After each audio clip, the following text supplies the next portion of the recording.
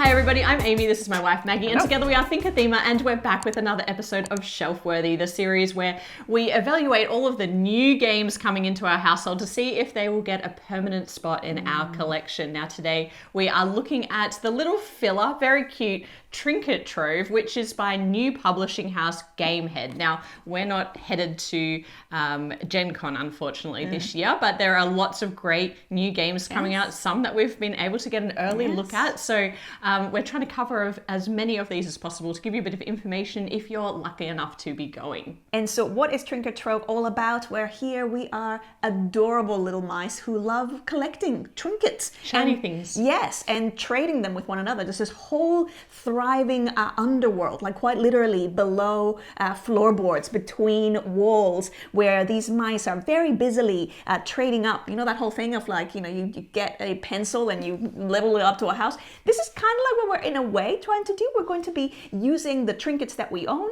to try and make bids to hopefully then acquire more valuable trinkets, eventually to have, by the end of the game, the most valuable collection of all. Now, mechanically speaking, Trinket Trove is an auction bidding game with a set collection mechanic. And the trick being, even though it's not new, but I like games that do this, you are bidding with the cards in your hand, which are also the cards that you're trying to collect. So over the course of 5 or 6 rounds of bidding, depending on the player count, you will be bidding with the cards out of your hand in order to have the highest bid to get first pick of other people's bids, as well as the cards that are coming out from the deck. Ultimately, you're trying to collect like types of trinkets, because the more you have of each type, the more you're going to score, generally speaking. Now, some of the trinkets are rarer than others, so you only need a few of them to get lots of points, and others have an interesting scoring mechanic where they might be worth a lot at the beginning, and then if you have 2 or 3 of them, they start to become worth less, but then if you can get 5 or 6 or 7 of them, then they're worth a lot of points at the end. Points are not scored until the end of the game, where everybody reveals the cards they have in hand and sums up all of the sets. Now, how does it actually feel when you're playing? I actually really enjoyed how you've got this sort of, every turn feels pretty swift, because you're like, okay, I can see what's in the market, and I have a feeling like I really kind of want that, or there's nothing that I'm really all that invested in. And so this is where the tension comes in, going, oh, which of these cards am I going to get rid of? Essentially throwing away the stuff that could be the thing that I'm going to be collecting. But also could be the thing that your opponent could be collecting. Yeah, exactly. So if you remember what you think your opponent's collecting, it makes it even harder, because then you're like, oh, if I put that out into the market, because players' bids become also loot that you can take. Yeah. So that becomes an interesting dynamic, and you can't pick up your own bid as well. So you can't just put something out there to be able to pick it up again. You only get that if you're mopping up at the end. Unless you put something so undesired that it's sort of left behind, and you're the final person. It's like, oh, I guess I'll get to take my stuff back. But usually, like that's usually not the case. So it is, I found it that the turns themselves were snappy enough that I stayed engaged, and then that decision, even though it seems simple, because there's also this thing of like, the more cards you put down, the stronger that bid is. And then if you're kind of matching in terms of like, oh, multiple people put the same kind of number of cards, then it's the value of those cards. So all of that was enough to keep me really engaged with every single turn. Yeah, and the flow is really buttery smooth. There's a couple of other things I like about the bid. One is that there's a timer deck, which is, reveals a card each round. It helps you keep track of where you are in the game. I found that really useful. But also, if you decide there's nothing that appealing this round and you don't want to bid anything, you can bid 0 cards, which introduces a random card from the top of the deck, but means that you have, you're probably going to go last in terms of, what you get to pick up. But making those decisions from round to round are really interesting. Now, the other thing is when you go first, because you've played, the highest bid and you get to take your pick of the loot, then next round you are going to be the one that's bidding first, which kind of helps with that turn order turnover. Yeah. But all this talk about mechanics is really burying the lead, in my opinion, because I think this game has coziness or cuteness in spades. And that's the thing that gets people really engaged with this game instantly. So the game has artwork by Sandara Tang, and she did the artwork for Flamecraft, and she has done an incredible job of bringing to life this bundle of trinkets on each of the cards that it really I don't know, it immerses you. I sound like a themer here, but it's the way that the mechanics come together with this beautiful theming that I find the most engaging. And every time I've gotten it to the table, people start talking about instantly, like, oh, this is so cute. As soon as even just the mice are, it's like, oh, like, who are you going to be? And then when you actually have the cards, it's like, oh, I've got the crayon, or I got the shell, or like the gem. And it's like, so it creates a sort of banter around the table where you're actually talking about the items and going, oh, I don't really want that second or third crayon. That's terrible, because it's one of those cards that then goes down. And it's like, but wait a second, is someone stocking up on all the crayons? All of a sudden, they're going to end up kind of cleaning up. So all of that creates a sort of, for something that is so simple, this liveliness where you feel like you are really mice under the floorboards, kind of going, oh, well, who's gonna have this? And a little bit paranoid of, what are you taking? And what can I, opportunistically grab? I actually love the scale of the artwork because you're mice, so everything is large. I really love, like, for example, the marble, which has been put up on this stand. And, a marble is tiny, but if you're a mouse, that's, this big, beautiful marble. It's kind of like like, what do you call those, like, this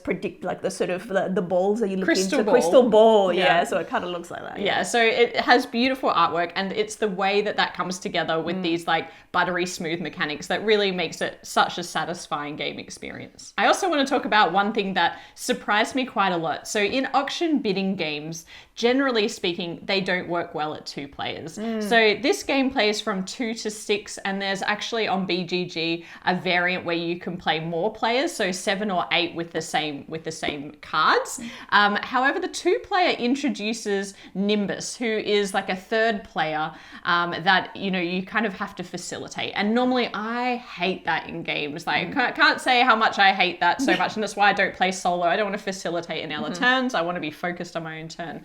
But Nimbus is a really simple way of adding cards from the deck into the bidding, and then Nimbus is bidding as well and taking the most valuable cards. And what was hilarious is when we first played this, Maggie and I tried it too, and we're playing with Nimbus, and Nimbus was beating us, cleaning up every game, and we were like, they are picking cards at random, and we still can't. And then we realized we have to be careful about what we're giving Nimbus as well, because Nimbus was collecting all the crayons and suddenly had all these 175 points or whatever. So it almost became a somewhat semi-co-op. It's still very competitive because it's still one of us wants to win, but it's like, but we also can't let Nimbus run away. This is just embarrassing at this point. But I thought it worked really well and was just super easy to implement. So I actually really enjoyed the game at 2 players. It was to the point where, like, we were playing 3 players, like, Nimbus was as good.